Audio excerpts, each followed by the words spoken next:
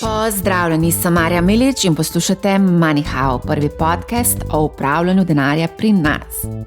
Ne vem, če sem vam že povedala, da 24. aprila pripravljamo dogodek MoneyHow live v živo v Kristalni palači ob 17. uri. Mislim, da bo kar precej zanimivo, prišli bodo zelo zanimivi gostje, tudi v publiki bo kar veliko zanimivih ljudi, tako da vabljeni, da se nam pridružite. Pogledali bomo malce na domačo borzo, preverili bomo aktualne tematike v tujini, ukvarjali se bomo tudi z vprašanji, ki bodo oblikovali naslednje desetletje. Mogoče samo še, če izpostavim eno tematiko, o kateri sploh še nisem govorila, to so trgovalne platforme, njihove inovacije. Pričakujem prišli bodo zelo zanimivi gosti, ki bodo odgovorili na nekatere vprašanja, ki kar precej pogosto dobivamo tudi na MoneyHow in pa tudi sprašujete na našem Discordu. Tako da vabljeni, da se nam pridružite, zagotovo vam ne bo žal. V tokratni epizodi bomo pogledali na trg ETF-ov, torej skladov, ki kotirajo na borzi, kakšne so novosti, na kaj paziti, ko se odločamo, da bomo investirali v tovrstne sklade, in z menoj je analitik Nikola Malkovič iz OptimTraderja. Živijo, Marja.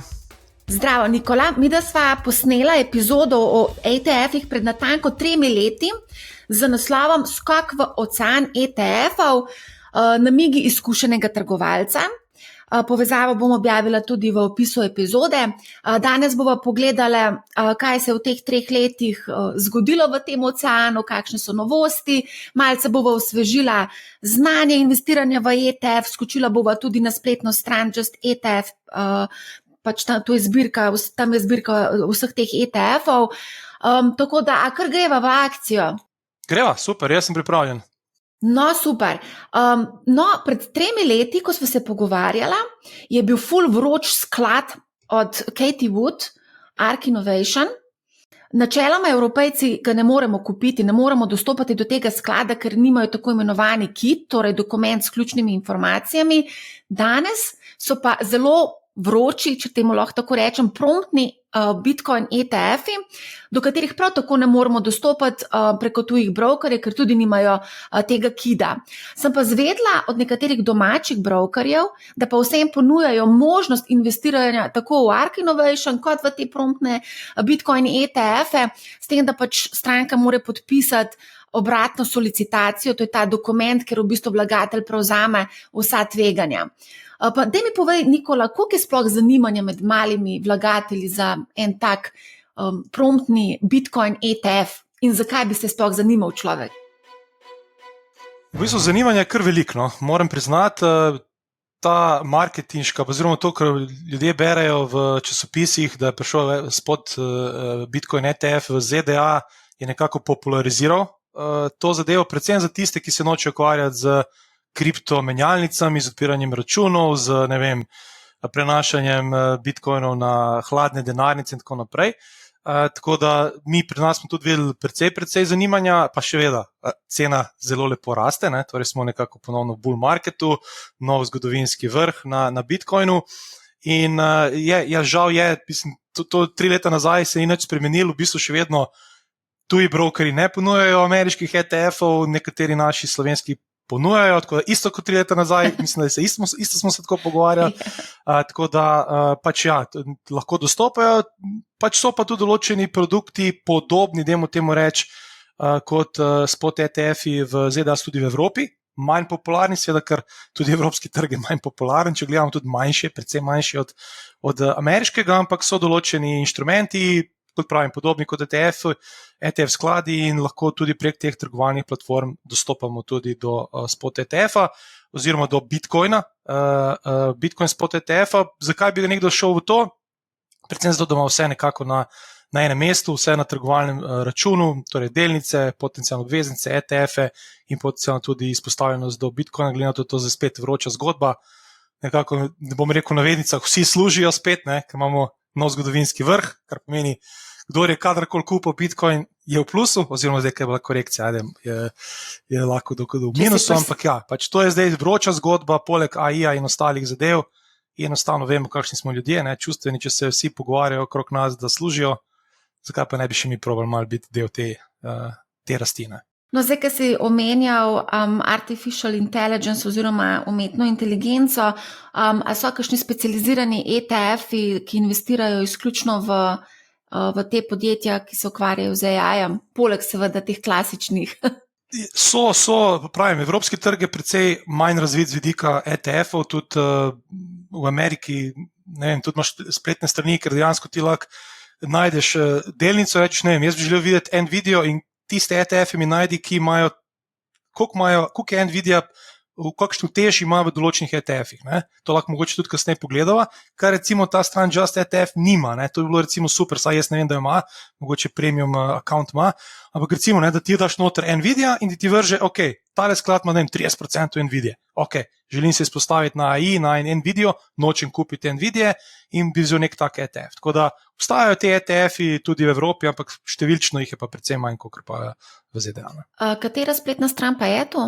Recimo ETF.com, to je taka zelo super stran, govorimo pa o ameriških ETF-ih, ampak spet, kar je fajn, da ti lahko najdeš ameriške ETF in potem sam iščeš alternativo v Evropi prek Just ETF-a. Recimo, ko bomo mogoče kasneje pogledali, ne vem, kjerokoli delnico, vidiš tam in potem greš iskat ta ETF v Evropi in ga najdeš in potencialno se lahko tako izpostaviš tudi prek evropskih ETF-ov na določen sektor, določeno delnico. Preden bova skočila na Just ETF, bi pa vseeno mogoče te še nekaj vprašala vezano na te ETF-e, ki so vezani na slovenski indeks. Dobili smo namreč kar nekaj vprašanj, zelo veliko se je govorilo o slovenskih delnicah, pa o kako dividendno donosne so in seveda to avtomatsko tudi pri vlagateljih pač sproža neko zanimanje. A mogoče lahko kaj poveva na to temo? Obstajata namreč dva sklada, od Intercapital in pa od Expata, bolgarski Expat, hrvaški Intercapital, ki ponujete v bistvu ETF-a, ki je vezan na slovenski SBI Top. Ja, obstaja ta, jaz mislim, da treba tle malo bolj iti v drobovje, raziskati, zakaj so določeni rezultati malce odstopajo. Vprašanje tle predvsem je, ali se dividendni donos upošteva ali ne. Jaz sem šel malce gledati, dejansko sledi dokaj ok, tale od Intercapitala ETF sledi dober SBI Top, ampak SBI Top je sklad, ki ne upošteva dividendnega donosa, če se ne motim, ampak jaz mislim, da to bolj vprašanje za ponudnika, torej za Intercapital. Če bi ta ETF sledil tudi, upošteval tudi dividendni donos, jaz mislim, da je to zelo dober produkt. Tudi na Ljubljanski borzi je tudi razpon, tudi likvidnost je, pustimo tako, malo se trguje s tem ETF-om na Ljubljanski borzi, to treba povedati, če gledamo gledati na Ljubljansko borzo, so res volumni so katastrofalni, ampak niti ni pomembno, tudi če so kakšne večje količine, hoče investirati, imamo vzdrževalce likvidnosti, Intercapital pride z likvidnostjo, odkupi to, tako da mislim, da tle ni problem. Spread je dober, zelo mislim, da 2 centa, kar je zelo v redu. Sam pravim, ta problem je, če ni ta dividendni donos upoštevan, potem jaz ne vidim pointa v tem, da se investira v ta ETF, ker vemo, koliko približno, mislim, 2023 bila, ampak tam okrog 8-9% dividendna donosnost na SBI Topu. Če tega ne dobiš, je škoda pol investirati nekaj tega. Ja, mogoče samo še ena zadeva, kar se tiče Intercapital, ponujajo ga na Ljubljanski in Zagrebški borzi. To pomeni, da v bistvu potrebuješ pa tudi nekega domačega brokerja, zato da lahko kupiš ta ETF. To je mogoče en minus, ker načeloma, če trguješ preko Interactive Brokersa ali pa preko Trade Republic ali pa mogoče tudi prek Optim Traderja nimaš te možnosti. Tako, upamo, da bo mogoče prišla Ljubljanska borza, nekako govorimo o tem že kar nekaj časa. Zelo dolgo časa govorimo, da bo Interactive Brokers tudi ponujal slovenske delnice, konec koncev jih pa Trade Republic. Tako da opcije so. Opcije so. Zdaj, ko si omenil dividendne donosnosti slovenskih delnic, marsikdo v bistvu želi investirati v te delnice ravno zaradi teh dividendnih donosnosti, ampak dividendne donosnosti so tako visoke za določenim razlogom, kaj ne? Ja, pač podjetja relativno dobro delajo in veliko cash flowa je in pač enostavno s tem dobiš neko stabilnost. Mislim, če gledamo slovenski trg, je zelo v redu, če gledamo donosnost letošnjega leta, mislim, da je en izmed boljših. Tako da vidimo tudi na LB fenomenalna dividenda, Krka, New High, nov zgodovinski vrh prejšnji teden, 129. Tako da Težko je biti zelo negativen, seveda imamo pa neko manjšo likvidnost, so določena tveganja, ampak težko je biti trenutno zelo negativen na slovenski trg. Pač enostavno tisti, ki želijo neko dividendno donosnost, nek cash flow, je to zaenkrat, moram reči, kar zelo, zelo zanimiv trg. Ne. Predvsej više dividendne donosnosti, kot pa na enem S&P-u, ki je 1,35% dividendna donosnost na celotnem indeksu. Tako da. Ja, so prednosti in pa so seveda slabosti investiranja na tako majhen trg. O tem smo pa tudi že govorili, mislim, da pred parimi epizodami. Kaj sem hotela še vezano na dividende, mogoče tukaj vseeno lahko pojasneva, ko govorimo o ETF-ih, imamo akumulacijske, pa imamo distribucijske, mogoče tukaj sem toliko, da malo osvežimo spomin, pa mogoče, če nas slučajno kdo na novo posluša, Nikola, daj pojasni, zakaj je pomembno, da vemo, kakšna je razlika med enim in drugim. Akumulacijski ETF dejansko reinvestira dividende. Kar pomeni, dividenda pride, se ne izplača investitorju, ampak jo sklad enostavno reinvestira. Kar je zelo v redu za nekoga, ki dolgoročno želi investirati v ETF-e. Kaj to pomeni? Recimo, da dejansko ne plačuješ davka sedaj, ampak ga potencialno plačaš šele ob prodaji, plačaš pa seveda davek na kapitalski dobiček, ne pa davek na dividendo.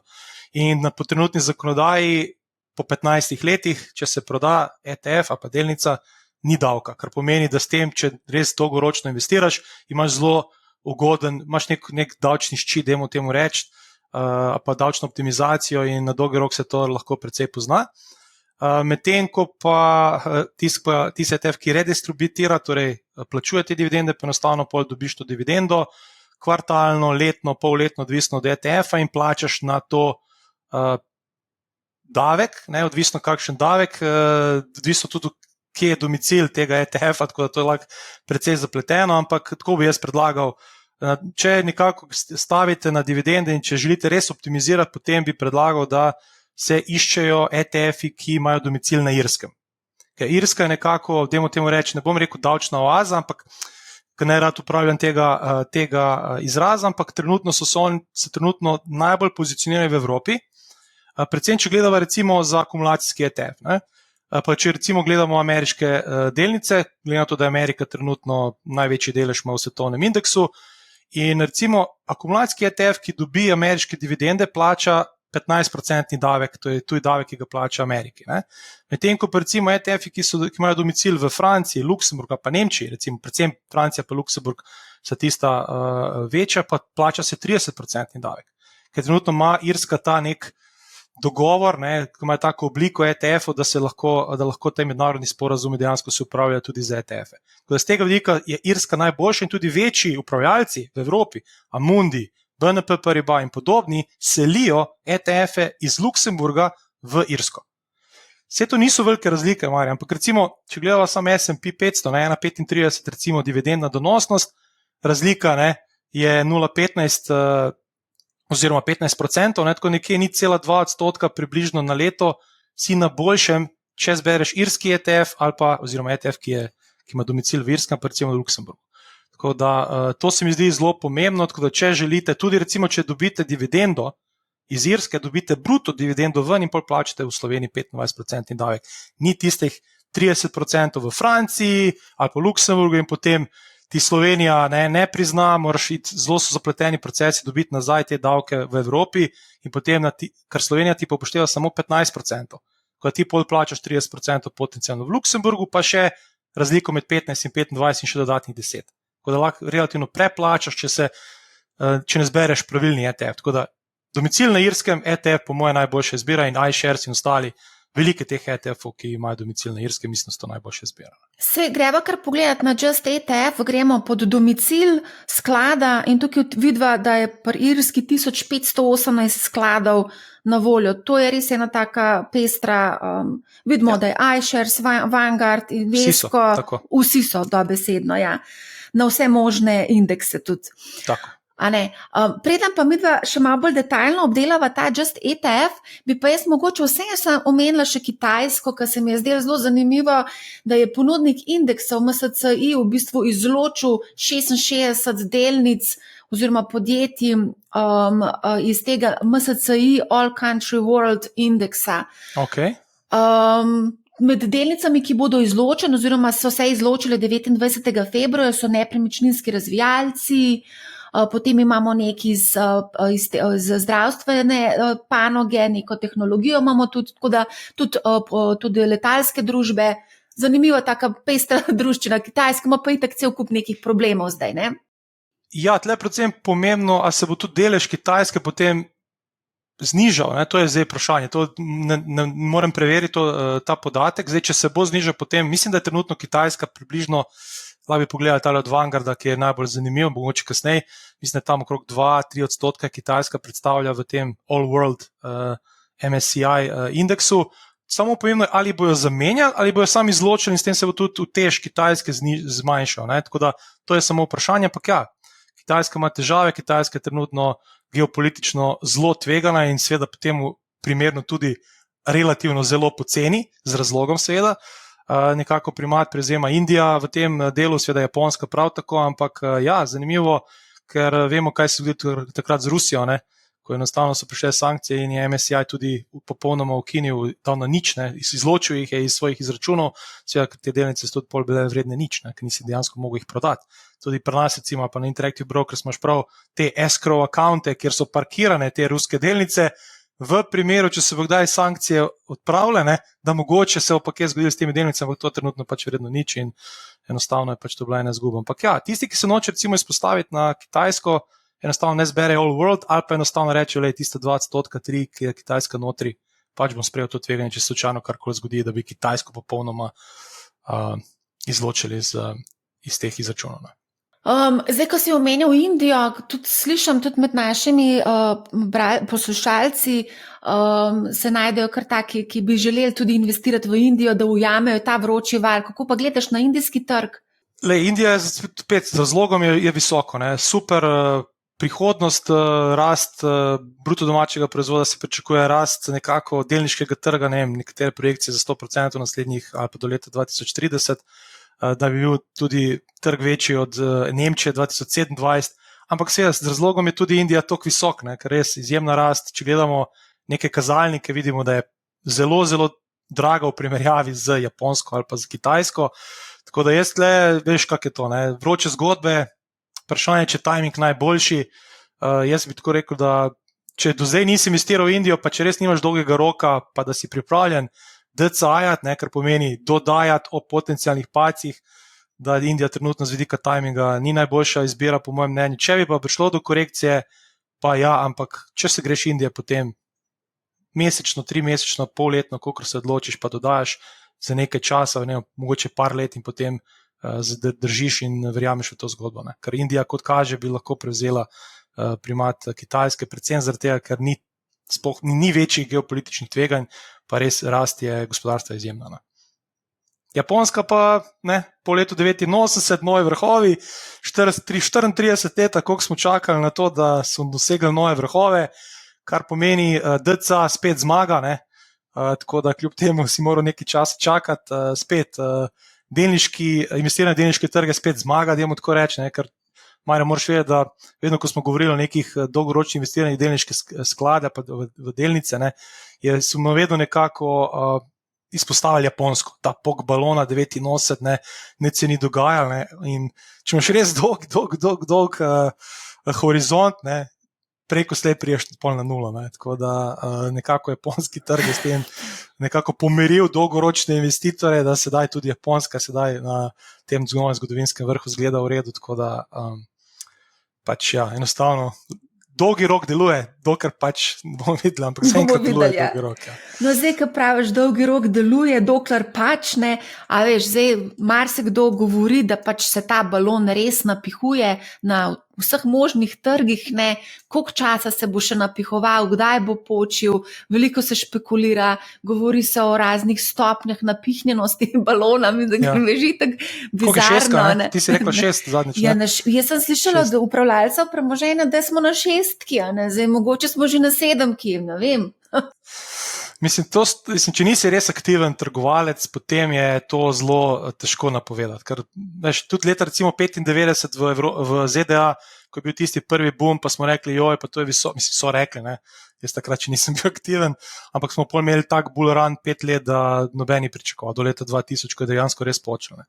Tako da, če imaš nek dolgoročni pogled, pač držiš svoje poti, potencialno ob dodatnih prilivih denarja dodaš v te sklade, ker res trguješ oziroma investiraš na dolgi rok. Če si pa aktiven, pa itak bi moral biti bolj taktičen, ker pomeni, moraš imeti stopne signale, približno moraš naprej vedeti, daj bo šel ven, več tehnične analize uporabljaš in tako naprej, ampak to je spet popolnoma druga tema in pravim, lahko si greš tega momentnega trgovanja, ne, in recimo tudi na kripto trenutno vidimo nekih altcoinih take premike, da itak glava boli, ne, ko včasih vidim te tikerje, ne, glava boli, ampak pač gre gor, ampak če imaš te izstopne točke, če si aktiven, potem potencialno rabiš pač vse vrniti nazaj, ko se vse obrne, ne. Ampak spet pravim, to je bolj taktično trgovanje, ni to neko investiranje na dolgi rok. Ja, meni se zdi, da za to moraš imeti pa tudi kar nekaj časa. Zdaj, če ti hodiš v službo in se ne ukvarjaš s tem v službi, verjetno to taktično trgovanje pa iskanje teh idealnih vstopnih točk, mislim, za to res moraš imeti čas. No? To definitivno. Ja. Zdaj pa čas, pretehtaš čas, glede na to potencialne neke donose, in rišo pa, da se izogneš nekim pacom, to se vsak more pri sebi odločiti, ampak ja, je pa res, da vse več ljudi se zanima. Ker pač imamo bull market skoraj povsod, če gledamo, skoraj povsod, pustimo obveznice, ampak kripto, delnice, tako da zaenkrat je kar vroče vse skupaj. Se pravi, takrat, ko se v bistvu ta debata preseli na ulico, takrat vemo, kje smo. Ja, pa takrat je še zna narediti paraboličen premik, veš, ko se nobene pričakuje, potem gre kaj je to, res v skoraj pravokotnik na gor, takrat je treba biti pa zelo previden in začeti malce bolj strezno glavo razmišljati. Ampak moš nekaj vedeti, noben hoče to zdaj slišati. Ne, absolutno ne, seveda, to je zdaj nekaj, kar pač je, kaj govoriš, take neumnosti. Tako, ker smo zamudu. Ja, seveda, pa zakaj ne pravoščeš ljudem, da zaslužijo, pa ne vem kaj. Mislim, mi na MoneyHubu opozarjamo na vsa tveganja in se mi zdi prav in mi smo pač, ne jahamo ta vroči val v smislu, da prodajamo neke vroče zgodbe. Ampak vsem zdaj, ko smo šla na to aktivno pa pasivno, sem imela zelo dobro debato z Natašo Williams, ona upravlja premoženje bogatih posameznikov, družin in tako dalje in ona je rekla, mi smo aktivni upravljalec pasivnih skladov. Se pravi, imajo strukturirano nek portfelj in potem portfelj ETF-ov in potem oni to nekaj upravljajo. Ne? Kaj? Lej, jaz bom tako rekel, če ti imaš aktivnega upravljalca, recimo, tvoj namen je predvsem, da ne delaš velikih izgub. Verjetno, ne? Mislim, jaz tako zdaj razmišljam. Če imaš ti, ker pasivno, vemo, kakšna statistika. Na dolgi rok 90% aktivnih upravljalcev ne doseže svojega benchmarka. Recimo, če gledamo 10, če gremo proti 20-30 let, je ta procent še večji. Kar pomeni, če imaš ti nekoga aktivnega, ki se aktivno ukvarja s tem, da spremlja, predvsem ne želiš velikih padcev portfelja, velikih drawdownov. Kar pomeni, če indeks pade za 40%, ti upaš, da tvoj upravljalec, ki je aktiven, bo padel recimo za maksimalno 15-20, predvidevam. Drugače, ne vidim razloga, zakaj bi vzel aktivnega, razen če je res toliko dober, da s tem aktivnem rebalansiranjem, kakorkoli že različnih sektorjev, pa tako naprej, boljši od pasivnega, to je prvo, če pa, ker to je težko doseči na dolgi rok, drugače pa pravim, aktivni ti je predvsem zato, da si rečeš, ok, tudi če ti 2-3% delam slabš od indeksa, saj ne želim zgubiti veliko.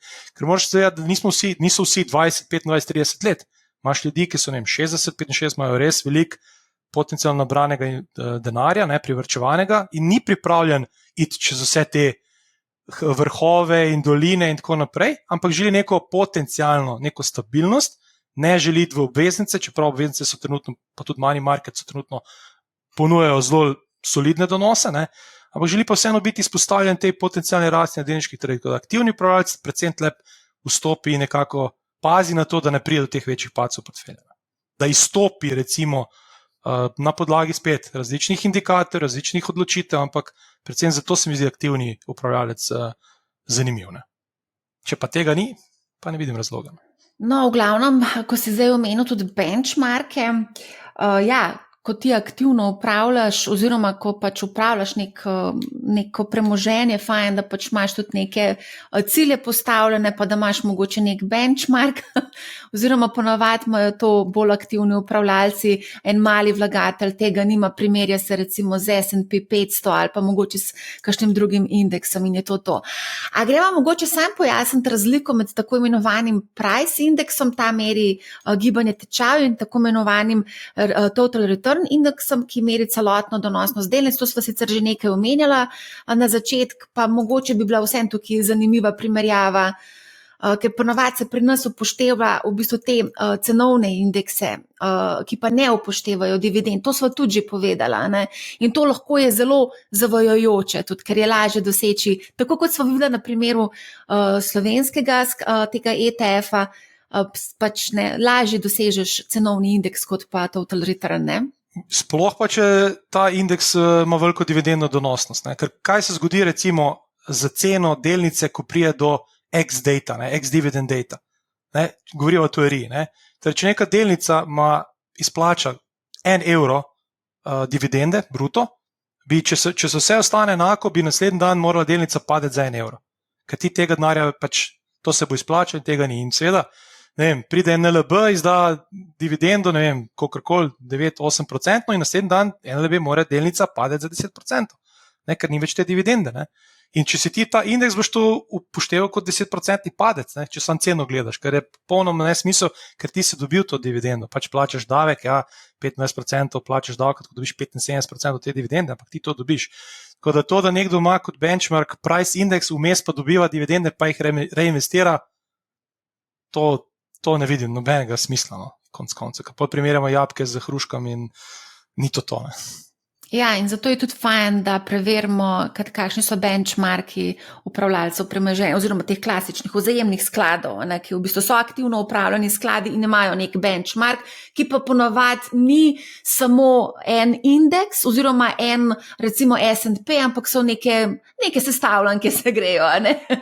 Mislim, oni po zakonu morajo imeti benchmark, tako da to je prva stvar, ne. Torej, oni morajo nekako, da vlagatelj se lahko primerja, da ve, koliko je upravljalec uspešen. Zdaj, če imajo oni svoje benchmarke, pač to jim zakon dovoljuje.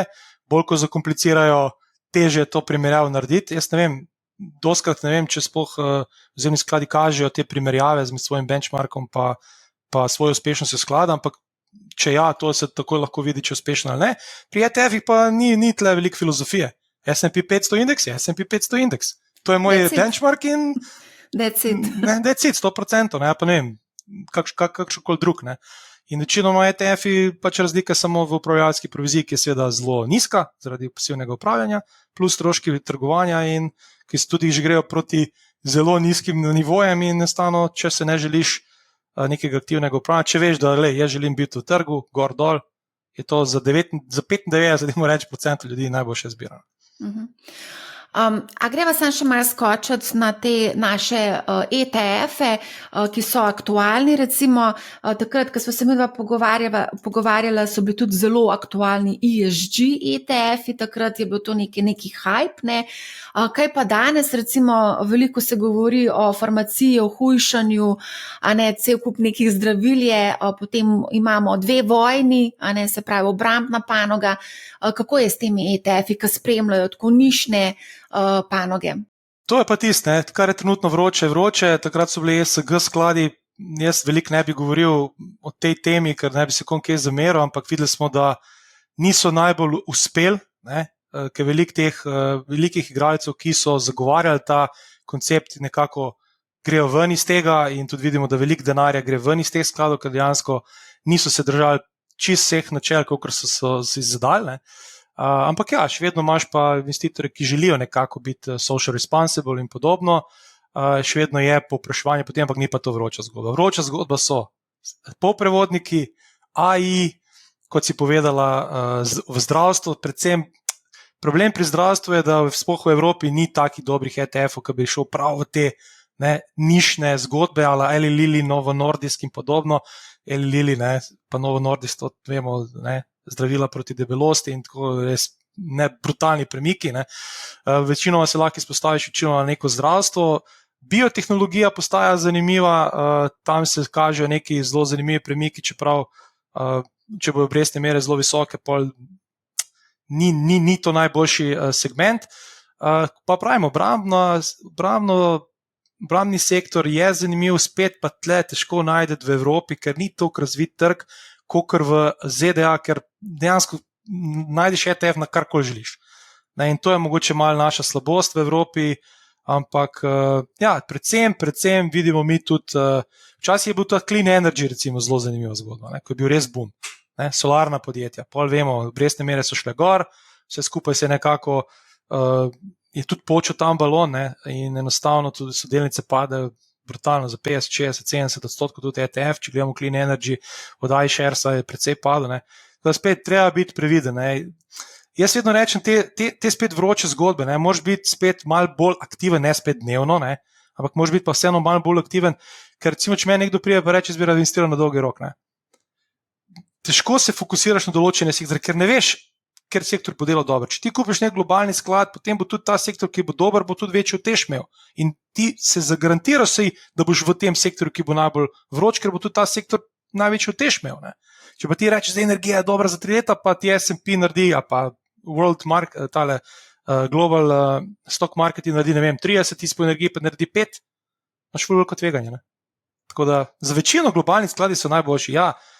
Tisti, ki hoče biti malo bolj, pa za tistih, recimo, ko reče 5-10-15%, hočeš malo bolj biti seksi, dajmo tako reči, malo bolj cool, pa potencialno lahko greš v te sektorje, ampak res moraš biti pa aktiven, spremljati zadeve, ker če se zadeve obrnejo sploh po takih rasti, kot smo zdaj imeli v teh sektorjih, so lahko paci zelo veliki, za večino prevelike.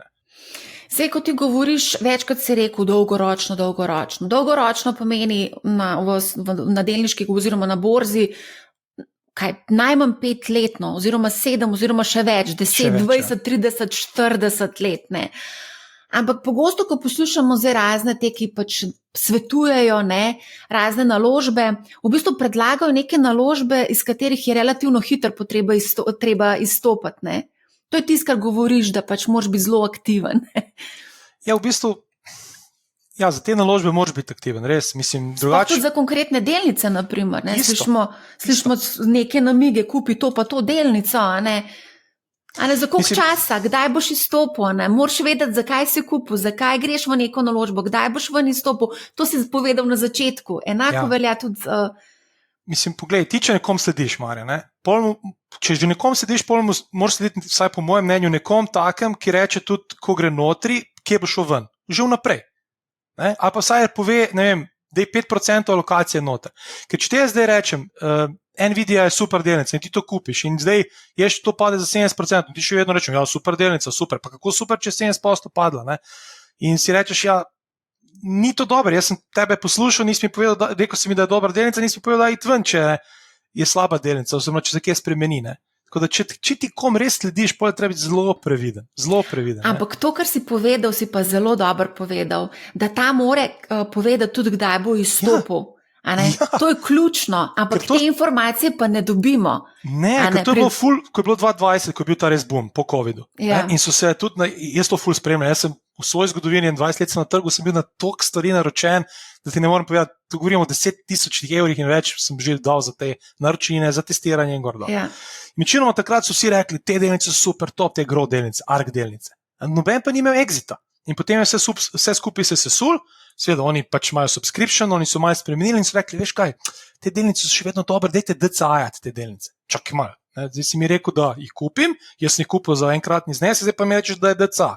Tako da moraš zavedati, da te, ki ponujajo signale, kakorkoli že, nima neke hude odgovornosti. Oni pač lahko spremenijo pogled, lahko kinejo spletno stran, rečejo, pač nime več, čau ragazzi, in jih ni več in zdaj ti ostaneš tam sam. Tako da treba res biti previden, koga zbiraš in kako in spet kakšen ta pogled.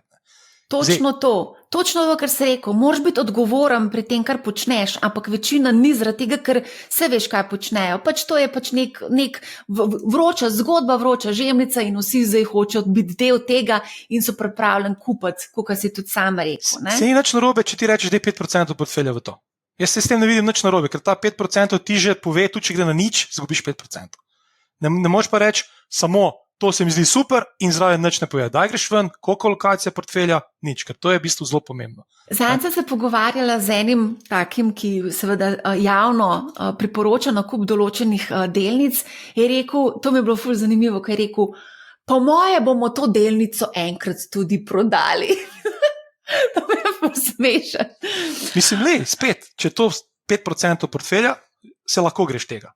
Če pa ti ne veš, koliko je tega, pa težko reči, daš tako izjavo, po mojem mnenju. Ne. To je bilo frekvent če rečeš izjava. procente, ni tok šlo, ker pač to držiš pol forever, lahko konc koncev, pač 5% tvegaš. Ok, a lahko skočimo mi nazaj na Just ETF. Tukaj, če pogledava pod sekcijo equity, imava tukaj pač nekaj sva že omenjala, regije, države, to sva že nekaj govorila, o določenih regijah, država, o sektorjih sva tudi zdaj govorila, obramba, farmacija, potem imava, tale je zanimiv, posamezne tematike, ko si ti rekel, da imamo zelo malo teh obrambnih podjetij, sem šla pogledat, koliko jih je, ETF-ov, Military and Defense, trenutno sta sam tukaj na voljo 2, tako da tudi tukaj je treba pogledati, koliko je velik ta sklad in kakšni so stroški, kakšna je ta distribucija oziroma a so akumulacijski ali distribucijski, vse to je treba pogledati, ampak ja, tudi vidiš, tle najdeš neke te vroče zgodbe, a ne. Ne vem, Evropa se tudi prilagaja temu. Ne? A ti gledaš zdaj trenutno mogoče? Gledam, seveda. Ja. Imaš res zanimive stvari. Aging population, to je zelo aktualno, sploh za Evropo, ki je stara dama, če temu lahko ti rečeva. Biotech, to si omenil, da je zelo zanimiva. Imava 6 ETF-ov. Clean energy, si tudi rekel, da je ena zanimiva zgodba. 20 teh ETF-ov da je na voljo, tako da je kar nekaj zanimivih stvari. Gender equality, tudi tiskaj sva govorila o ESG-u, tako da... Mislim, tle je ogromno tudi ETF-ov, ki niso zanimivi z vidika likvidnosti. Tako da jaz vedno povem, ko to zbereš, vedno moraš pogledati, koliko je denarja v upravljanju. To je prvi kriterij, po mojem mnenju. Predvsem zakaj je ta kriterij dober? Predvsem z vidika tega, da se nimaš tveganja, da se ta ETF ukine. Ker če se ukine, imaš potencialno davčni dogodek. To ti ni nikoli v redu, sploh če investiraš na dolgi rok. To je prvo, jaz nekako vedno rečem, večji kot je sklad, boljši je. Včasih so večji skladi tudi dražji, ampak včasih je pa boljši ta sklad, ker dejansko imaš večjo likvidnost na trgu in tudi majhna verjetnost, da bo prišlo do likvidacije tega sklada. Ali pa preoblikovanje tega sklada v drug sklad. Recimo. Tako da to je vedno treba pregledati, ker če tam je milijon v upravljanju, ali pa 500 tisoč, to imaš veliko verjetnost, da ta sklad ne bo rentabilen za upravljalca in treba biti zelo previden. Pa tudi spredi so potem brutalni, preplačuješ te zadeve in se mi zdi to kar drag vstop v določeno tematiko. Ja, pa to spet, ena taka nišna zgodba je treba spremljati, ker se zelo hitro lahko obrne. Jaz imam recimo izkušnjo z gaming panoge, tako da tle je treba biti zelo ta clean energy je v zadnjem času najbolj taka zanimiva zgodba, ker so res delnice letele, potem je prišla više obrestne mere, vse skupaj se je sesul in pol, če si ostal v tem, zdaj, če verjameš na dolgi rok je drugo, ampak treba biti pol previden glede tega. Ja. Ena zanimiva zadeva je bila nazadnje, ko sem se pogovarjala z Blažem Hribarjem. Dobili smo eno vprašanje o obvezniških ETF-ih in je Blaž rekel, da v bistvu da je to dražji način investiranja v obveznice, da je ceneje, če ti direktno investiraš v obveznice. Kar verjetno za večje zneske verjetno tudi drži. Zdaj mali vlagatelj ne vstopa verjetno v neke te zgodbe z 100,000 evri verjeten ali pa 50. Mislim, takole, tudi ta obvezniški trg se kar približa tudi majhnim vlagateljem. Recimo na Interactive Brokers imaš tudi dostop po 10,000 lotov, recimo predvsem pri podjetniških obveznicah v ZDA, recimo, kar je zelo v redu, provizije so relativno ok. Tako da, kar je razlika, zelo je pomembno razlikovati obvezniški ETF pa posamezna obveznica. Mogoče samo to na hitro. Ti, ko kupiš obveznico, imaš tveganje, največje tvoje tveganje, če veš, da boš držal do zapadlosti, je, da to podjetje ali pa država ne izplača glavnice, ko pride do zapadlosti. To je tvoje največje tveganje. In to je narobe, ko ljudje mislijo, da isti koncept je pri obvezniških ETF-ih. Ne, obvezniški ETF ti ne trguješ v bistvu do zapadlosti, ker ETF nikoli ne zapade. Ti v bistvu tam trguješ spremembo bolj kot ne spremembo v obrestni meri in seveda kakšna je ročnost teh, kdaj zapadejo te obveznice. To je zelo pomembno, ker recimo, ko je prišel do zdaj tega crasha na obveznicah, lansko leto, če se ne motim, in so večino obvezniški skladi so se sesuli. Dejansko obvezniški sklad je bil dejansko zelo nevarna naložba, oziroma zelo slaba naložba. Če si pa ti držal te obveznice do zapadlosti, dejansko si izgubil samo na inflaciji. Ti si pobral tistih 0,5%, 1%, ko je ta obveznica zapadla, si dobil denar nazaj in to je to.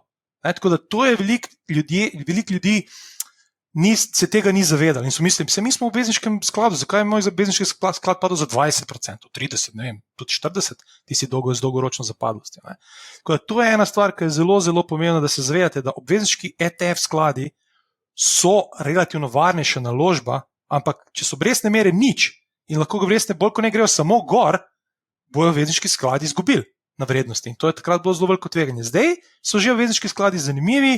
Recimo meni en tak, ki je zelo podoben money market fundu, je en podjetniški sklad, ki od iSharesu recimo, ki ima, ne vem, zapadlost 6 mesecev, poprečno zapadlost, pa ima podjetniške obveznice, pa poprečna tehtana donosnost je nekje 4,10. In ta sklad dejansko fizično kupuje podjetniške obveznice. In tak sklad mi je recimo zelo v redu, lahko se spet pozicioniraš 1 leto, 3 leta zapadlosti. Daljša kot je zapadlost teh skladov obvezniških, večje imaš ti potencijalno tveganje, seveda večji so tudi donosi, ampak večje tveganje imaš, če recimo obrestne mere nadaljujejo z rastjo. Kot tle treba biti zelo previden. Predvsem gledajte, kakšna je zapadlost teh obveznic v tem obvezniškem skladu.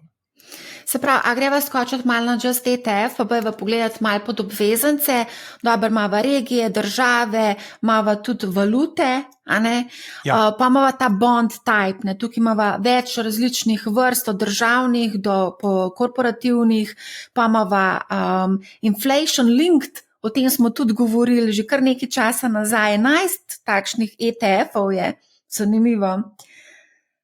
A to imaš zbrano ti drugače samo Irsko, domicil. Mislim, da sem Irsko označila. Okay. Evo, brišem stran. Se je edino pametno, se je tudi pravilno. To je tako najboljša Irska, smo rekli. Tako da, koliko jih, 29 jih je zdaj. Tako, drugače. Okay, evo, vidiš, pozabila sem odklukati. Se ni problem. Kaj bova še povedala o tem bond typih? Convertible bonds, kaj pa bi lahko o tem povedala? Mislim, 6 jih je, no? Ne rabimo. Mislim, za večino ljudi ne rabi se ukvarjati s tem, po mojem mnenju. Predvsem tle je pomembno, a greš v državne ali podjetniške, pa ena stvar, ki je še zelo pomembna, kar jaz tudi predlagam vlagateljem, držite se lokalne valute. Recimo, fajn je iti v ameriške ETF-e oziroma v ameriške obvezniške ETF-e, ki pač so na dolar, ker dolar več nudi, ampak tam imaš pa tveganje valute.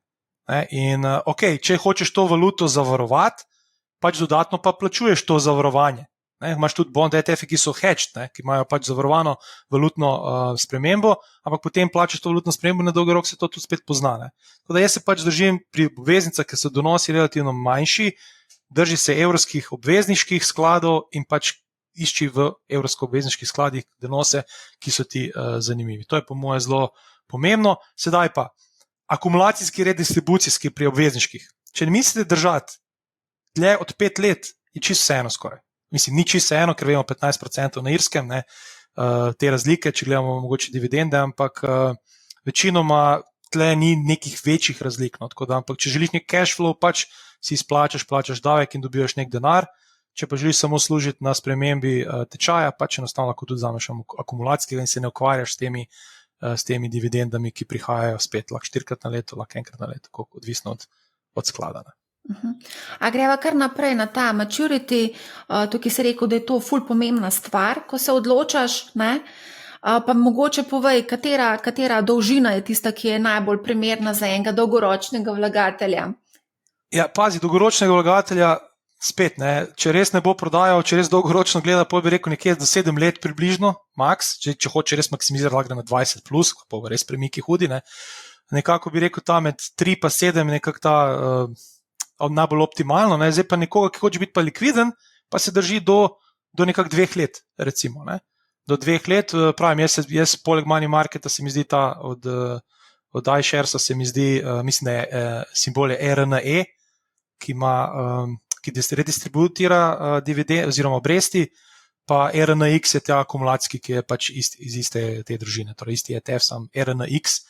Pa kar je meni fajn pri teh ETF, recimo iShares, ko klikneš tisti PDF, ne, tam noter pri obvezniških ETF-ih prav lepo napiše, koliko je tehtana poprečna donosnost, koliko je tehtana poprečna zapadlost teh podjetniških obveznic. Točno vidiš, kje podjetniške obveznice imajo. Tako da meni se to zdi ful v redu, mislim, ker res veš, da ima fizične obveznice, ni to nek swap, ni to neka zamenjava, ne, ker se sam pol med sabo torej ponudnik pa counterparty, torej ta nasprotna stranka, ki ti pove, le jaz ti bom dal donos tega indeksa, se bomo pa mi pol podajali, ali bo plus ali minus, pa si bomo razmenjavali denar med sabo. Ne. To je pač malo drugačna zgodba, mogoče malo bolj zapletena, ampak recimo tudi ena izmed alternativnih načinov, kako ETF-i, recimo en primer, ne, kako ETF-i se lahko izognejo tem 15% withholding taxu, ne. Sam da naredijo swap, synthetic ETF. Ne. Sam pravim, so drugače spet druge tveganja, ampak gre samo za to, da sem jaz pa ti se dogovorijo, Marja, da boš ti meni rekla, lej Nikola, jaz ti dam donos tega indeksa. Ne, rečem, ok, in pol te razlike, ki se dogajajo, plus nek sveda pribitek, ki mi ga boš ti vzela, ne, ker mi pač to ponujaš, in potem imamo mi neko zavarovanje, nek zavarovalni portfelj, ne, ker če slučajno jaz propadem, ne, recimo ti propadeš, jaz imam neko zavarovanje. Ne. In potem vsakodnevno oziroma pač na določeno obdobje se mi razmenjava, ali je ta portfelj, ki ga je zavarovan delo boljš ali slabš, in si porazmenjava ta denar. Vmes ti pa meni vedno zagotavljaš ta donos. Ampak pravim, to je malo bolj zapleteno, ampak so določeni tudi alternativni načini, kako se čim bolj izogniti.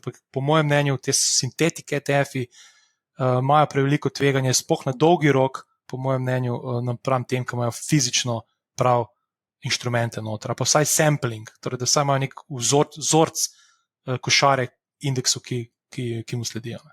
Tako da jaz, ko ga zbiram, vedno dam tam, recimo, ko imaš tle možnost replication method, ne, na Just ETF kliknem full replication ali pa sampling. Večinoma swap-based ne gledam. Večinoma. Ok, a greva mogoče saj še na hitrco pogledati, kaj bond rating, to gledaš, se ti zdi pomembno, da je vse AAA rating? Mislim, ne, AAA rating, to boš težko dobila, ker boš pol imela zelo nizke donose. Jaz mislim, da tam nekje... A ja, to je 0, točno, ne, 23 jih je. Ja, pa to res greš pol res državne obveznice. Ja. To je res, trenutno so, po moje donosi so preslabi, da bi šel kaj takega. Trenutno, če gledam trenutno, še za nekaj časa, kratkoročne obvezniški skladi bodo delali, po moje, še nekaj časa. Okay. To je tudi, ko je bila ljudska obveznica, smo se spraševali, a je to ljudsko obveznico ali ne? Zdaj, trenutno dobiš na money marketu 3, 9, 4. Na kratkoročnih političkih obveznicah dobiš 4. Ok, trend je, nekako napoveduje se, da bo obresti padle. Ampak to ne vemo. Zdaj vidiš, tudi v Ameriki smo govorili 6 rezov, zdaj mogoče 3, mogoče ne bo sploh rezov, če bo inflacija zdaj začela skakati gor, vidimo nafta gre gor, tudi določene surovine so kar poskočile, mogoče sploh rezov ne bo. Tako da jaz še vedno nekako predlagam, da se držimo teh kratkoročnih obvezniških ETF-ov ali pa ETF-ov denarnega trga, kjer dejansko, pa zakladnih menic, imaš tudi ETF na zakladne menice, Marja. Imaš ETF na zakladne menice, nemška, francoska, italijanska, vse, pač donosi temu primeren, ampak jih imaš, in tudi dejansko oni investirajo v zakladne menice. Recimo tudi dober en primer, kako lahko dostopaš do zakladnih menic, ker slovenske zakladne pač spet moraš imeti račun pri slovenskem ponudniku, če imaš tuji trgovalni račun, ne moreš priti do teh, pa zelo, zelo težko, oziroma ne moreš, kot res vem, ne moreš priti, tako da pa če želiš pa greš po Nemčijo, pa francoske zakladne menice, na to tudi obstaja ETF. Tako da to je po mojem pomembno. Dokler so te obresti 4, 3,5, jaz osebno ne vidim razloga, zakaj bi Rino pa kupoval 7%, mislim 7-letne obvezniške sklade. Zdaj, ko meniš zakladne menice, vsaj ne tukaj treba povedati, da je ravno zaradi spremembe zakonodaje do 1000 evrov neobdavčeno so te obresti, to velja tako za zakladne menice in pa za državne obveznice, oziroma obveznice, ki jih izda država. To je pozitivno. Je pa tudi bil kar precej velik naval na te zakladne menice, ampak to lahko pa drugič enkrat malo obdelamo. Ok, a greva na precious metals. Čakaj, zdaj pa sem sekundo, a imam prav naštiman 44, ne? 44 tovrstnih ETF-ov. Gledaš pod katero sekcijo? Pod Precious Metals. Aha, ok, vidim, ok. 18 jaz imam, ker smo imeli. Imamo Irsko ali nimamo Irske? Jaz sem zdaj odklukala. Zdaj ne, odjemo stran Irsko, ok, ni problem. Bomo gledala isto, ne? Ok, Precious Metals, 18, oziroma Ja, ti imaš 44. 44 je, ja. Tako, ja. Lej, tle ni veliko filozofije. V bistvu je kar veliko filozofije, ker recimo ti ne plačaš davka od prodaje oziroma na nek ustvarjen dobiček potencialno iz zlata, tukaj ga pa vplačaš, ne? Jaz mislil sem, da ni filozofije glede ETF-ov. Ja. Če pa primerjamo fizično zlato, pa ETF zlato, pa seveda je velika razlika. Prvo to, da ni davka pri fizičnem, drugo je, da fizično pač nekje ga lahko ti shraniš pri sebi, podobno kot Bitcoin, imaš na hladni denarnici, ladaš v sef, ga imaš doma, kakor želiš, lahko pa isto kot kripto, ne, imaš recimo nekje v kakšnem Liechtensteinu ali kjerkoli, ne, v skladišču in ti tam skladišči za tebe nekdo drug, to plačaš malo neko provizijo za skladiščenje in enostavno se greš tudi na ta način, so pa tle provizije malce večje, ne? In se tega treba zavedati. Zaenkrat cena fizičnega zlata in tega zlata večinoma je tu, ne? Zaenkrat še na določenih trgih to odstopa, ampak pri nas še ne toliko. Je pa tako, ne? Podobno kot Bitcoin ETF, pa to ne. Če želiš staviti na zlato, pa si pripravljen pač plačati davek, ne? In se ne želiš ukvarjati s tem fizičnim zlatom, z tem, ki je gor dol, pač kupiš ETF na to in staviš na spremembo cene. Ker te ETF-i tudi imajo fizično zlato v svojem portfelju in tudi sledenje ceni zlata je zelo, to je super. No. 1:1 skoraj, minus stroški seveda, ampak zelo enostaven način, kako se lahko izpostaviš spremembi cene srebra, zlata, paladija, platine in tako naprej. Ja, zlato je tudi na rekordni vrednosti. V evrih, ja. Oboje evrih, dolarjih, tako da... To bo še gor, vse gre gor. Ja, zaenkrat gre, ne, torej, veš, Američani se toliko zadolžujejo, da počasi ljudje zgleda in začeli to motiti, ne, in se bojijo, inflacija ne popušča, ne, mi zdaj opevamo 3% inflacijo na letni ravni. Koliko je kumulativna inflacija, Marija? Koliko je kumulativna inflacija v zadnjih 2-3 letih? To pa ne vem, to bi pa mogla pogledati. Američani imajo en tak izračun, ne vem, to, če bomo v Sloveniji ali kakšno spletno stran, pa jaz bi rekel, ne vem, 20-30% v zadnjih 2-3 letih. Ne, to je kar velik, ne. Rast plač verjetno ni šla tok, ne. To zdaj tako govorim, jaz točnih podatkov ne vem. To bi mogla pa pogledati malo. Me prav zanima, koliko recimo kumulativna inflacija v zadnjih 2-3 letih, takrat, ko je začela res skakati po Ukrajini, recimo, ne.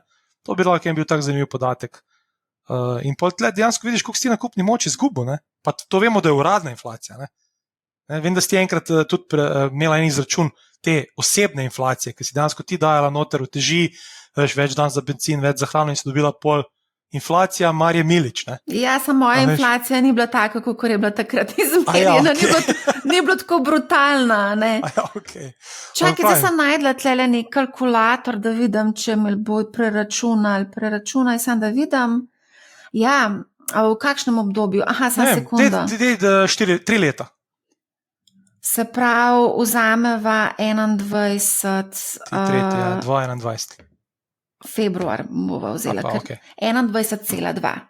No, je kalkulator na Statističnem uradu inflacija, stopna inflacije v obdobju od začetka februarja 21 do konca februarja 24 je znašala 21,2%. To je ta kumulativ, o kateri se ti govori. Torej, uradna inflacija v zadnjih 3 letih 20%, ko ima vaša kupna moč, če gledava to poprečno inflacijo, se je znižala za 20%. Mogla bi še pogledati, koliko so nam plače zrasle, ker plače so pa tudi rasle. No? Tako. Vsak za sebe mora nekako videti. A greva midva naprej, a greva pogledati, če commodities, kaj bova povedala tukaj? Zdaj zelo veliko se govori o kakavu, o kavi, o sladkorju, to doživlja zdaj pravo eksplozijo na trgu, to raste. Lej, v bistvu takole.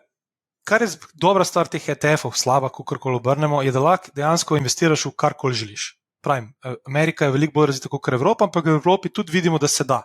Ne? Recimo tak Wisdom Tree je ETF provider, ki je zelo tak, dosti bolj specializiran v te commodity ETF, ampak če rečem, da gre kakao gor, bomo našli ETF na kakao, če se nočeš ukvarjati s terminskimi pogodbami in tako naprej.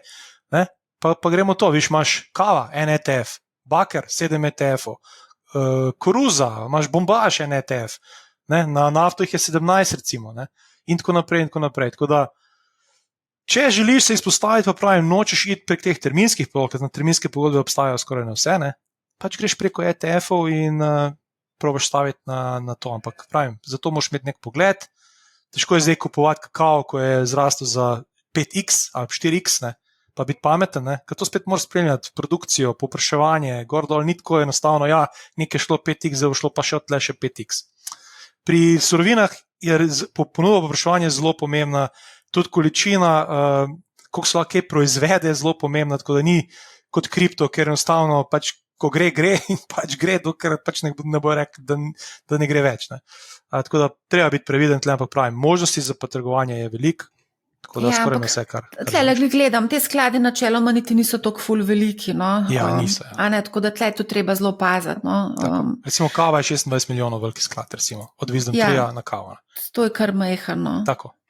Ok, a gre vam, cryptocurrency smo tlele 86 jih meni kaže. Ja, vse več in več, ja. Ja, vse več in več jih je, tako da tega je tudi kar precej. Ja. Največji je pa tale ETC, ja, 901. Ja, od Hanefa pa ETC grupa, ja, oni so skupaj to. Ja, največji, ki tudi mislim, da je bil prvi in seveda se je tudi najhitreje nafilal, ne. Je pa med dražjimi. 2% je kar precej, ne, drago. Ja, 2% drago. Tako da tle, jaz nekako, zdaj, če želiš imeti največje, greš od tega, pač plačaš to 2%, zaenkrat se ne sekiraš, če je 100% donos, ne, da plačam 2%, ampak kasneje se verjetno to poznalo, ko ne bojo več donosi tako veliki. Ne. Ampak recimo ta od Wisdom Tree, Physical Bitcoin 306 milijonov, 5,35 se mi zdi zelo v redu, tudi sama likvidnost je dokaj v redu. Zdaj pri tej likvidnosti je tako, ne, tako malo bolj zasofisticirana, vedno je treba počakati malo na odprtje ob 9. Med 9 in 9:30 je ta spread relativno velik, pa se pa to začne zoževati in takrat nekje okrog 10, po moje, če želite to trgovati, najboljš nekje tam začeti trgovati, ker so spredi pa res ok. Tako da tudi to je malo treba paziti, ker spread ob 9,05 je lahko 1%, pa se pa zože na 0,10. Se pravi, spread med nakupno, razlika med nakupno in prodajno ceno. Ker je to strošek spet, ne? Trgovalna provizija je tudi spread pomemben, ker vemo, ne, nekateri brokeri včasih, zdaj upam, da jih ni več toliko veliko, čeprav vemo, da še obstajajo, ne, so služili na tem, da so pač imeli nakupni in prodajni razpon precej velik, pa brez provizij. Dejansko so pa tle zaslužili, ne, in ljudje niso bili pozorni in so preplačevali te zadeve. Ne. Tako da, ja, v bistvu to je pa, bom tako rekel, podobna zgodba, ne, kakor ETF-i v ZDA, torej pač imajo v svoji košarici imajo spot Bitcoin, spot Ethereum, enih stejkajo, drugih ne stejkajo, ne, in tako naprej, ne, spet kaj stejkanje, mogoče niti ni pomembno, jaz se držim teh, kaj ne stejkajo, to pomeni, lahko imajo še ekstra donos, ampak to, kar stejkaš, dejansko imaš dodatna tveganja, ker po mojem, jaz ne želim sprejemati tega, pravim, velike, ampak jaz se držim nekako teh prvih 3-4, ki so največji in ta Wisdom Tree se mi zdi v redu, pa seveda največji ETC grup. Zdaj imamo tudi na Solano, imamo tudi na Ethereum, veliki tega, no, mislim, imaš CryptoBasket, ne, recimo 21 shares CryptoBasket, imaš noter pol Bitcoin, Ethereum, torej kupuješ neko kripto košarico, ne, prek ETF-a 137 spet full drug, no, 2,5%. Ja, tako da, v bistvu, če se želi spet izpostaviti, je možnost prek ETF-ov, če se ne želiš ukvarjati z kriptomenjalnicami in tako naprej. A greva skočiti na hitrico še na nepremičnine, to je najljubša naložba Slovencev, sicer v fizične, ampak tukaj pa dejansko lahko investiramo v vse živo, kar je od nepremičnin na voljo.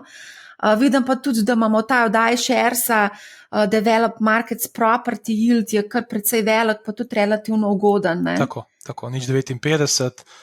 Tle moš tudi vedeti, da zdaj dajemo vse, tiste, ki redistributirajo dividendo in tiste, ki akumulirajo, tako da tle imamo vse. Če želite se izpostaviti, pač tle kliknete na Use of Profit in zberete Accumulating ali pa Distributing, ne? Če želite se s tem, da se res osredotočite na en način, na eno metodo. Ampak ja, tudi te skladi so zelo ok, spet, tle, če greš na Ameriko, pač imaš tveganje valute, kar je pač normalno. Ne? Recimo, en primer, samo na hitro, glede teh valut pa tako naprej. Recimo Japonska. Ne? Če recimo ljudje, jaz bi japonsko trgoval. Spet, lahko imaš dva koncepta japonske, ker vemo, da je japonski jen precej izgubil na vrednosti. In če si ti imel zavarovanje, torej če si imel ta hedged ETF, si ti dejansko lahko dosegel donos Nikkeja v lokalni valuti, minus stroški. Seveda pač, ne, minus stroški vedno. Seveda ti stroški niso tako nizki, ampak recimo ti bi lahko zaslužil v zadnjem letu 44% v tem ETF-u, ki ga lahko seveda tudi le kupiš. Ne, če si pa zdaj nisi bil zavarovan, ti je pa tem, ko je jen izgubljal, si ti v evrih manj zaslužil, si pa zaslužil recimo 21%, pa 22% v zadnjem letu, kar pomeni pol manj. Kar je še zmeraj kar v redu, no? Ne, hočem reči, ampak zelo je pomembno, da ljudje vejo, kaj izbirajo. Ne? Ker recimo, če pa ti greš zdaj v hedged ETF, pa jen začne pridobivati, boš ti na koncu lahko naredil izgubo. Čeprav bo v evrih potencialno, oziroma v lokalni valuti bo potencialno to delal dobro. Tako da treba se zelo paziti pri teh, sploh, ko so valute stran od evra, da se zavedate, kaj investirate, hedged, unhedged in tako naprej. Drugače pa tega je ogromno, ja. Kar želiš, lahko greš v nepremičninski trg ZDA, Evropa, cel svet, ogromno tega. Kaj bova še pogledala tlele od teh zadev, ki jih imamo na Just ETF, ker veliko smo že povedali. Domicil, to smo, fund size smo rekli, da je to zelo pomembno, use of profit smo tudi povedali, age, mogoče vsem tisti, ki obstajajo dalj časa, so mogoče malo bolj zanimivi. Kaj bova še rekla? To si tudi omenil, replication method, to si tudi omenil. To je zelo pomembno, ja. Kaj boš rekla? Pa currency hedge, to mogoče to. Currency hedge, vidim ga tlele, ja. Ostalo pa savings plan, promotion, to ni tako pomembno. Tisto ni tako pomembno, to je bolj lokalno, ampak to je to, kar je po mojem najpomembneje. Zdaj pa še eno vprašanje, ki ga pogosto dobivamo, kljub temu, da smo na to že po moje kar nekajkrat odgovorili, kupovati tržno, market naročilo oziroma limit naročilo, ko govorimo o investiranju v ETF-e. Na dolgi rok vedno market. Zakaj? Ker če boš dal limit, pa investiraš na dolgi rok, pa slučajno ne boš investiran, to je tako majhno tveganje, da se mi ne zdi smiselno.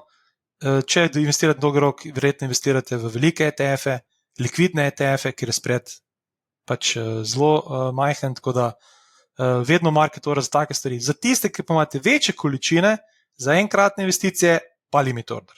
To pa skoraj sigurno, ampak to takrat je pa treba malo spremljati. Tisti dan, ko investirate, treba biti zraven, torej si treba vsaj tisti dan vzeti čas, pa malo zadeve spremljati in probati z limit orderjem, ker z market orderjem potencialno se večino vas to skladi, ker tudi market order gre čez brez problema, tudi za večje količine, ampak če želite vseeno malo šparati, pri večjih količinah, tudi kakšen cent, 2, 3 se pozna, pa je to lahko 200-300 evrov razlike pri velikih količinah, takrat pa v tem primeru pa limit order definitivno. Jaz ful drugače spodbujam, da se zadeve avtomatizirajo.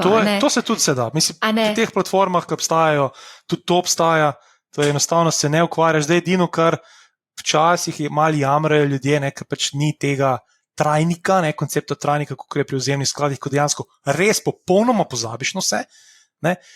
Recimo pri teh trgovalnih platformah, pa kar vsaj ti moraš narediti to, da narediš, 12 nakazil naprej denarja na trgovalno platformo. Vsaj to. A res? Recimo. Meni to vse avtomatsko teče, brez da bi se ampak si morala postaviti to, ti si morala iti na banko? Na banko, to je vse delam nadaljavo, Bog pomagi. Zgovorim spletno banko. Nikola, ja. Ne, se vem, hotel sem reči na banko, tle. Ja. Ampak greš in daš nakazilo in pol tudi banki rečeš, to ponovi mi vsak mesec. Ja. Tako. In to sem naredila na čisto vseh platformah, ki jih imam. In to poteka vse. To je treba narediti. Enkrat se malo s tem ukvarjaš in je potem stvar rešena. In vse se poteka tudi na platformah, je vse avtomatsko in je to.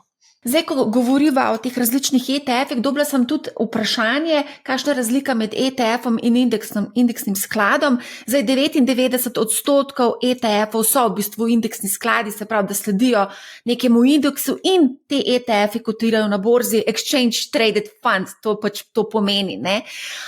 Obstaja pa tudi takšni skladi, ki v bistvu ne kotirajo na borzi in zato jim v bistvu ne moramo reči Exchange Traded Funds. A bi še kaj drugega mogoče tukaj povedal, zakaj bi bilo recimo, komu je interesantno investirati v sklade, ki ne kotirajo na borzi, indeksne sklade, ki ne kotirajo na borzi? Recimo kakšnim res dolgoročnim, ker večinoma so donosi enaki bi morali biti. Ne? Ker razlika med indeksnim skladom, ki ne kotira na borzi, pa indeksnim skladom, ki kotira, je večinoma v tem, da lahko znotraj dneva zapreš ETF, medtem ko sklad ima enkrat na dan točko, ta točka je za dan nazaj, kar pomeni, da pač vedno, ko zapiraš vnaprej, ker ne veš, po kateri ceni bo, ne, se to zaprl. Tako da večinoma problem v tem je, da če se zgodijo kakšni res hitri premiki, kar pomeni za aktivne trgovalce, bi vedno nekako aktivnejše, dajmo tako reči. Bi vedno rekel ETF, ker potencialno hitro izstopiš, ker ko pride do padcev, večinoma pride tako v 4 dneh. Ne, in pol 2 dni pada in pol ti imaš za eni sklad in jaz bi ga zdaj rad prodal, ti ga prodajaš 4. dan v bistvu, ne, ko si se odločil in v 4 dneh večinoma pol prodajaš na tistem polobratu. Ne. Tako da tisti, ki veste, da boste bolj aktivni, da boste zapirali, da niste res 20 let samo kupi, kakorkoli, je ETF definitivno boljša izbira kot zemni sklad, ampak z vidika samih donosov, pa tudi indeksni sklad kot zemni sklad bi moral biti z vidika upravljanja identičen, torej nizki upravljalski stroški. A se mogoče spomniš, jaz imam nekje v spominu, da je takšen sklad ponujala, mislim, da SKB, če se sprav spomnim, ali pa od Amundija. Od Amundija, Unicredit pa SKB sta ponujala, tako, se mi zdi. So ponujala od Amundija, samo so bili stopni stroški relativno veliki. Če se jaz spomnim, je bilo, pa tudi upravljalska provizija ni bila ravno najbolj stimulativna. Glede na indeksni sklad bi lahko bila še nižja. Tako da tlele mogoče vse ne treba biti pozoren pa na stroške. No? Večino bi morali biti, ampak spet primerjajte, ETF na S&P, indeksni sklad na S&P. Ja. In če je isto, pač se odločite, kaj vam je lažje. Greva naprej, kaj bi še lahko povedali? Vse smo že zelo veliko povedala. Stroški na ETF-ih smo videli, da so relativno nizki, oziroma čisto odvisno od situacije, smo videli, da so tudi po 2%, tako da vedno je treba gledati te celotne stroške terne. Mogoče to iskar sem prej govoril, recimo, kako pride do kakšnih delnic prek teh ETF-ov. Tako kot sem povedal, ETF.com, gledajte na to spletno stran, ki ima ameriške ETF-e, recimo primer, vtipkate noter Eli Lilly, čist primer, ne, in vam pove, koliko ima določen sklad Eli Lilly v tem skladu. Ne. Recimo en primer je iShares US Pharmaceuticals ETF, ima Eli Lilly 25%. In zdaj ti greš v Evropo na Just ETF gledati, aj kakšen pharmaceutical ETF.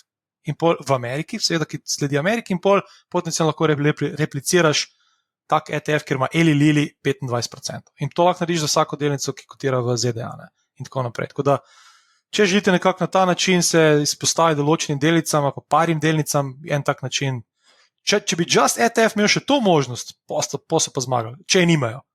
Pa so pa res, že zdaj so top, ne? Itak ni primerjave v Evropi, ampak če bi še to dodal, da ti daš noter, pa ti on da evropske ETF-e z tožmi posamezne delnice, mogoče napišem mail, pa vidim, če se bo kaj prijel, čez kakšno leto dve. A veš, da ne vem, če to imajo. Nisem šla gledat, ampak... Na tem free accountu ne, mogoče na premiumu, jaz premiuma nimam, ker ga ne rabim, ampak mogoče, ampak bom se pozanimal, pa ti javim, pa videl, ne. Pa bom pa res to objavila na spletni strani. A greva mogoče zaključiti z nekim portfeljem, kako se staviti nek portfelj za nekega 35-letnika, ki hodi v službo in ima vsak dan čas gledati in trgovati z raznimi vročimi zgodbami, ampak je dolgoročni vlagatelj in vsake tok časa mogoče majčkeno začini svoj portfelj s kakšno zanimivo zgodbo. Za 90% po moje 2 sklada, svetovni razviti trgi ali pa celotni svet, kar pomeni I2VDA, torej IVDA, ne, ali pa od Vanguarda V2VCE, ali pa od iShares EUSQ. Torej to so ta 2, ali želiš cel svet, ali želiš samo svetovne razvite trge. Za drugih 10%, dajmo tako reči, pa vse to, kar si danes povedal. Lahko dodajo malo Bitcoina, malo Ethereuma, lahko dodajo AI, lahko dodajo solarce. V bistvu, če ta nivo na 10% na dolgi rok ne bi smeli biti preveč slabih, ne?